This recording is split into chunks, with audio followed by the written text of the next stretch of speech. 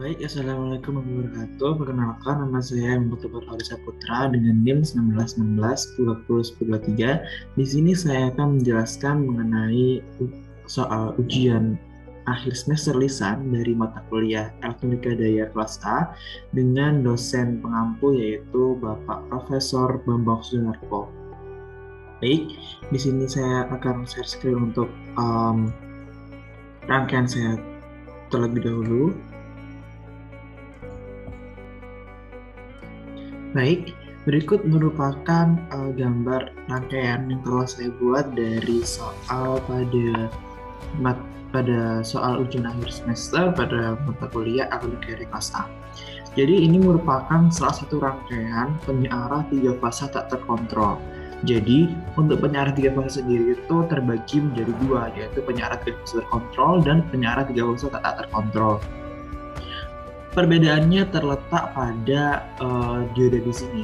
Apabila penyearah 3 fase tak terkontrol, itu dia menggunakan dioda. Sedangkan pada penyearah 3 fase terkontrol, dia menggunakan SCR.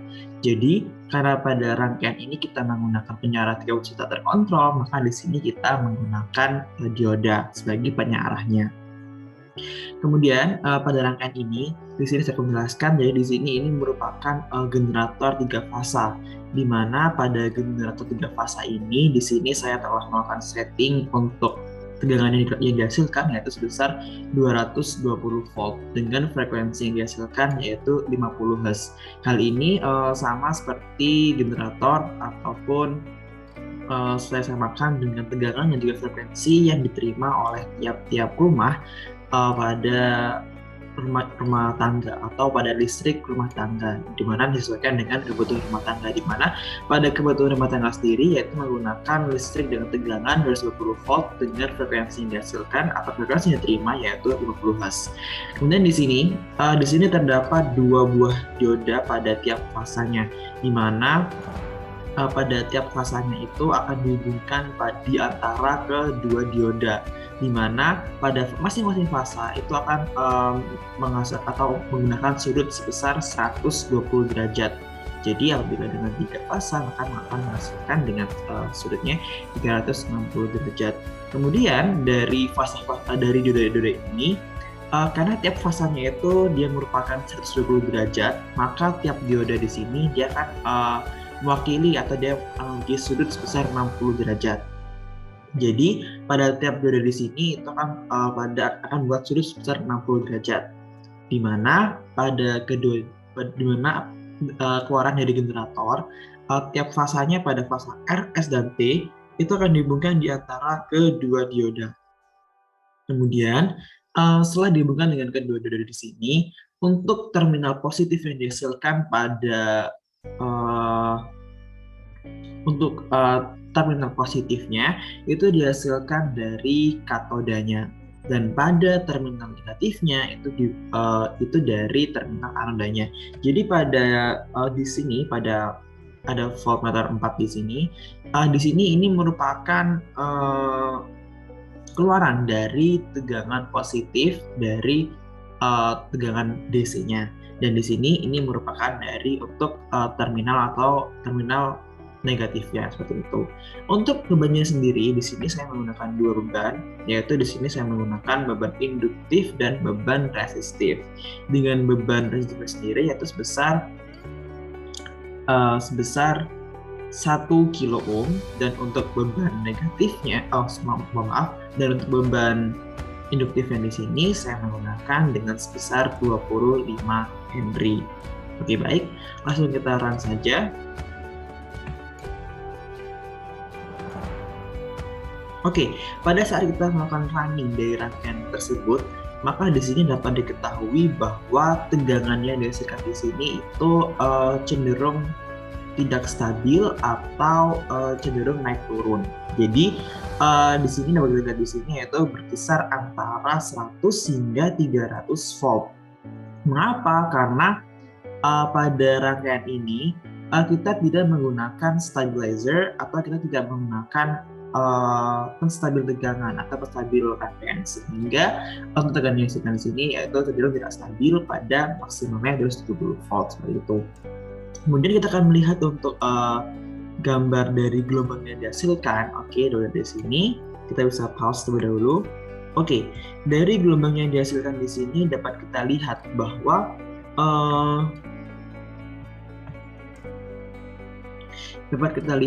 di sini ini merupakan pada gelombang ini merupakan gelombang yang dihasilkan dari gelombang sinusoidal atau dari gelombang AC-nya. Jadi pada gelombang AC di sini yaitu berkisar antara 0 hingga 300 volt dari tegangan yang dihasilkan pada generator. Dan kemudian untuk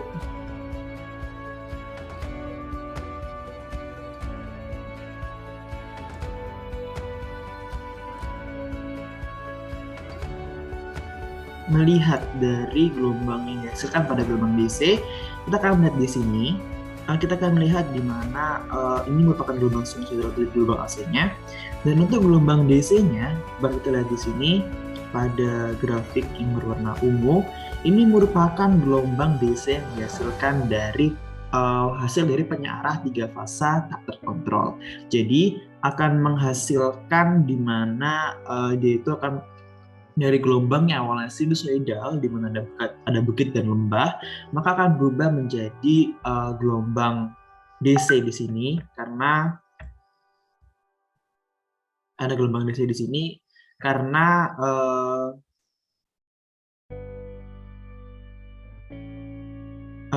di sini merupakan dari hasil dari gelombang DC-nya, di mana pada gelombang DC itu akan mengangkat dari sisi negatif dari gelombang sinusoidal atau di gelombang AC, seperti itu. Oke, baik, kita akan lanjut untuk ke soal berikutnya.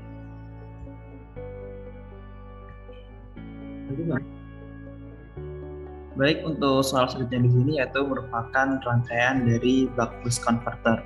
Untuk rangkaian buck boost converter sendiri di sini terdapat beberapa komponen. Di sini ada komponen baterai, kemudian terdapat MOSFET, dioda, kemudian terdapat induktor, kapasitor, dan juga resistor. Di mana pada baterai di sini saya menggunakan sebesar 20 volt.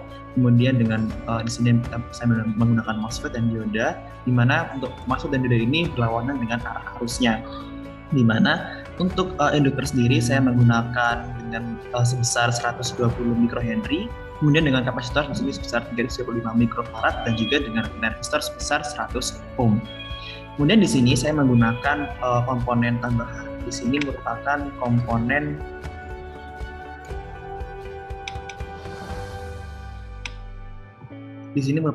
yaitu clock source. Untuk clock source sendiri ini merupakan komponen di mana dia itu yang untuk mengatur duty cycle dari buck boost converter itu sendiri. Kemudian di sini saya akan untuk melakukan simulasi ini saya menggunakan duty cycle sebesar 60%. Oke, kemudian pada rangkaian buck boost converter ini itu di sini pada keluaran positif dari baterai di sini yaitu dari keluaran positif V1 di sini ini akan menjadi negatif dari beban yang akan digunakan. Kemudian pada sisi negatif di sini akan menjadi sisi positif dari beban yang digunakan, di mana hal ini berkebalikan dari inputan baterai itu sendiri. Oke, kemudian di sini saya akan menjalankan untuk rangkaiannya.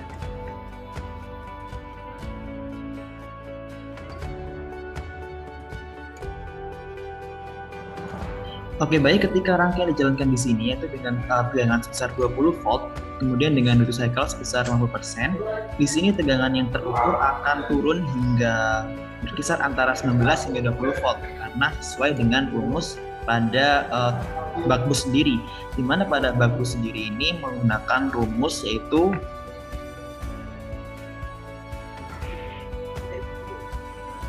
baik, untuk selanjutnya di sini yaitu dengan rumus dari tegangan output dari buck boost sendiri. Untuk rumusnya sendiri yaitu V out ini sama dengan duty cycle itu sendiri dikalikan dengan tegangan sumbernya dibagi 1 dikurangi dengan nilai duty cycle itu sendiri. Jadi semisal di sini kita menggunakan duty cycle sebesar 20%, maka untuk V out sendiri itu berada dalam perhitungan yaitu duty cycle yaitu 0,5. dikalikan dengan 20, kemudian dibagi 1 dikurangi dengan 0,5 dan dihasilkan di sini yaitu 20 volt. Dan kemudian di sini untuk tegangan yang terukur di sini yaitu sebesar 19,2 volt. Hal ini mungkin karena ada error persen yang dihasilkan.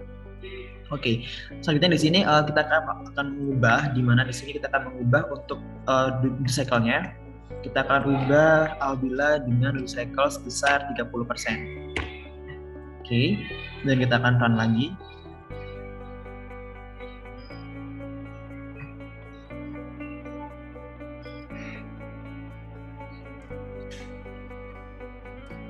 Baik, ketika kita melakukan pengubahan duty cycle sebesar 30% atau sebesar 0,3, maka tegangan yang dihasilkan di sini akan turun dari tegangan 20 volt hingga mencapai tegangan yang sesuai dengan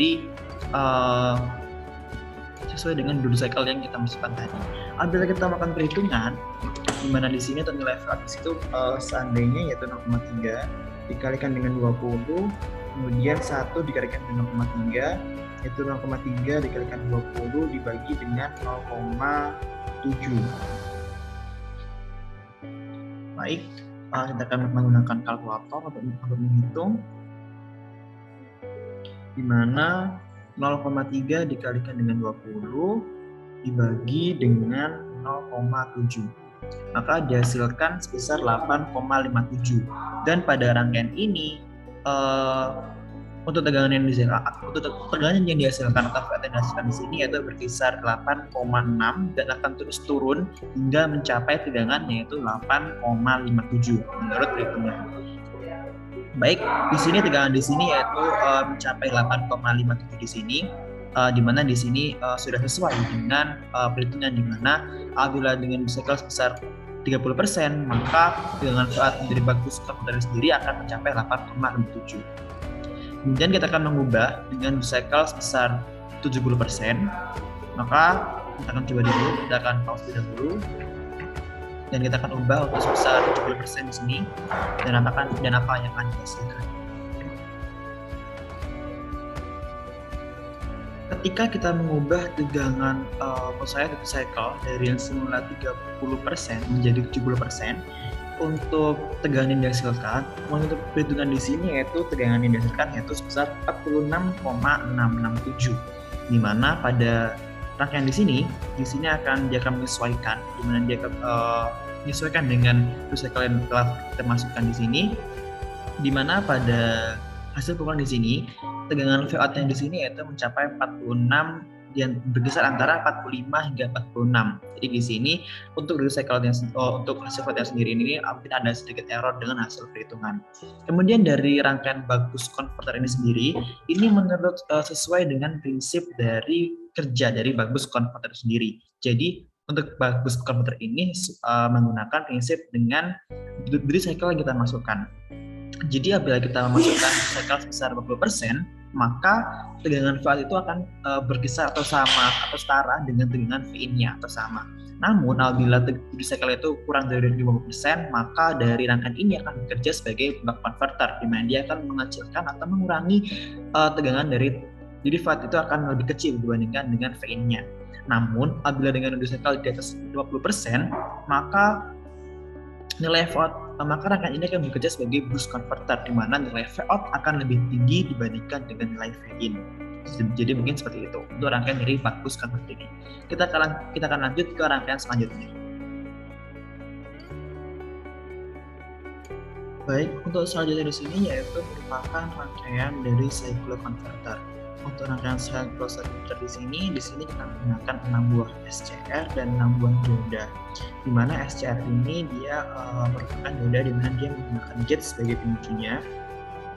Dan di sini saya juga menggunakan PWM. Di mana PWM di sini itu kita akan mengatur kita di sini untuk PWM ini untuk mengatur dari SCR tersebut. Jadi untuk SCR ini dia dapat diatur atau dia merupakan penyiar terkendali karena dia dapat diatur dengan PM-nya. Berbeda dengan dioda, dan dioda itu tidak dapat diatur atau dia dapat dikatakan sebagai tak terkendali karena dia tidak dapat pengaturan atau nilai PM-nya. itu. Di mana untuk nilai PM-nya di sini kita menggunakan dengan nilai tegangan sebesar 5 volt. Oke, kemudian di sini saya akan menjelaskan mengenai cycloconverter. Cycloconverter sendiri merupakan rangkaian elektronika daya yang dapat mengubah gelombang masukan AC dengan frekuensi tertentu ke gelombang keluar AC dengan frekuensi berbeda. Cycloconverter sendiri merupakan perangkat yang mengubah daya AC pada satu frekuensi menjadi daya AC dari frekuensi yang dapat disesuaikan, namun dapat lebih rendah tanpa arus arah atau DC. Hal ini dapat diakui sebagai pengisi daya perulangan statis dan memiliki penyarah yang dapat diatur atau silikon.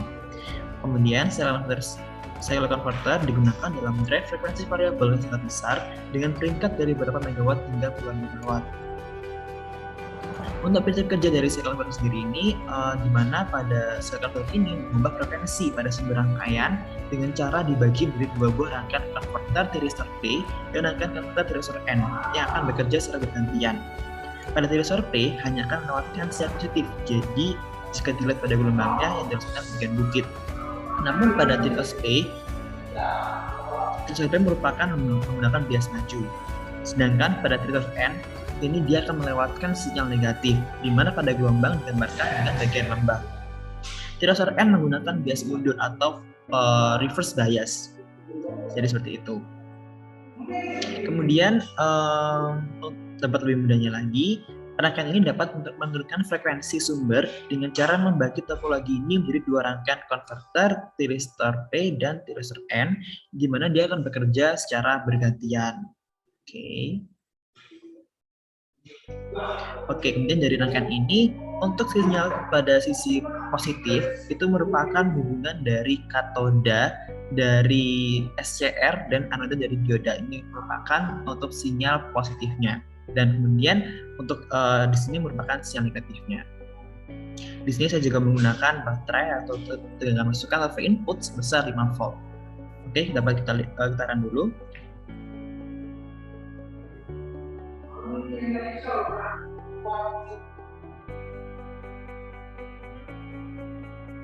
Oke, kemudian kita bisa split untuk gelombangnya, di mana pada gelombang di sini dapat dilihat di sini merupakan gelombang DC, kemudian dia di sini dapat diatur dengan nilai frekuensinya, di mana dia akan mengubah nilai frekuensi masukan dan dapat disesuaikan dengan frekuensi yang kita inginkan.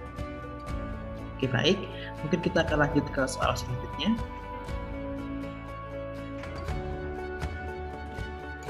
Baik, untuk soal selanjutnya di sini yaitu merupakan rangkaian dari cycloconverter 3 fasa.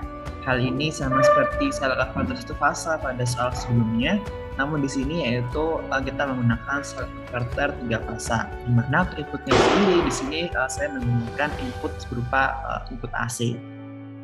Kemudian di sini terlihat pada tiap fasanya, di sini terdapat SCR, di mana di sini terdapat 1, 2, 3, 4, 5, 6 atau ada 6 SCR pada tiap fasanya. Jadi apabila pada 3 fasa di sini adalah total yang digunakan di sini itu sebesar 18 SCR. Dan di sini saya juga menggunakan clock di sini untuk mengatur dari PWM pada tiap SCR-nya. Di mana di sini saya menggunakan dengan nilai PWM sebesar 5 volt dengan frekuensi sebesar 1 kHz. Oke, baik. Untuk silo 3 fasa ini, dia memiliki topologi yang hampir sama dengan cycloconverter 1 fasa. Di mana untuk cycloconverter 3 fasa ini, dia digunakan dalam sistem penggerak mesin AC 3 fasa. Di mana pada sistem ini, dia itu lebih menguntungkan, di mana bila digunakan dengan mesin sinkron karena karakteristik output daya faktornya, di mana bentuk gelombang keluaran sinus dari cycloconverter dapat diperoleh dengan cara menambah jumlah sumbernya, menambah jumlah pulsa sumbernya, di mana bila menggunakan 6 pulsa untuk cycloconverter 1 fasa dan menggunakan 12 pulsa untuk cycloconverter 3 fasa. Oke, baik. Dan di sini kita akan langsung saja kita lakukan percobaannya. Di mana di sini kita menggunakan nilai tegangan sebesar 1 volt dengan frekuensi sebesar 1000 Hz pada tiap fasanya. Oke, langsung kita run saja.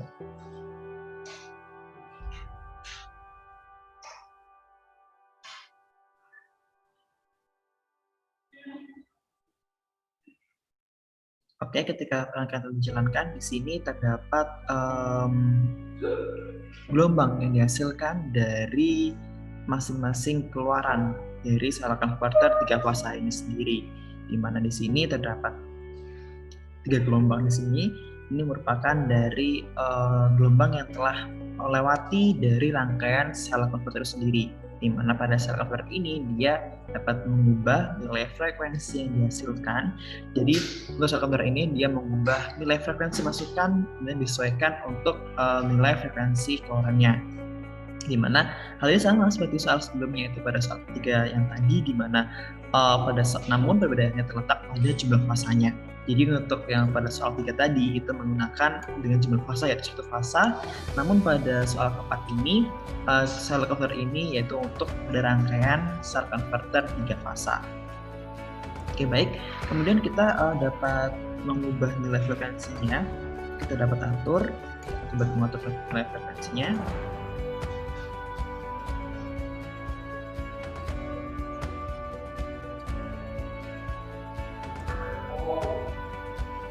Baik, kemudian di sini kita akan mengubah untuk nilai tegangan masukan dan juga nilai frekuensinya, di mana tadi yang semula yaitu 1 volt dengan frekuensi sebesar 1000 Hz, maka di sini kita akan mengubah di mana dengan tegangan sebesar 220 volt dengan nilai frekuensi sebesar 100 Hz. Dan dapat kita lihat di sini, kita run untuk rangkaiannya. Dan dapat kita lihat di sini untuk bentuk dari gelombang di sini dia cenderung lebih rapat dan juga dia memiliki peak to peak yang lebih tinggi dibandingkan dengan nilai volt sebesar 1 volt tadi. Jadi untuk nilai peak to peak-nya dia bisa mencapai 220 volt. Baik, mungkin cukup dari saya untuk menjelaskan dari soal dari ujian akhir semester pada mata kuliah elektronika dari kelas A. Bila ada salah kata maupun perbuatan ataupun ada kekeliruan dalam penyampaian jawaban pada UAS kali ini, saya mohon maaf. Sekian dari saya. Assalamualaikum warahmatullahi wabarakatuh.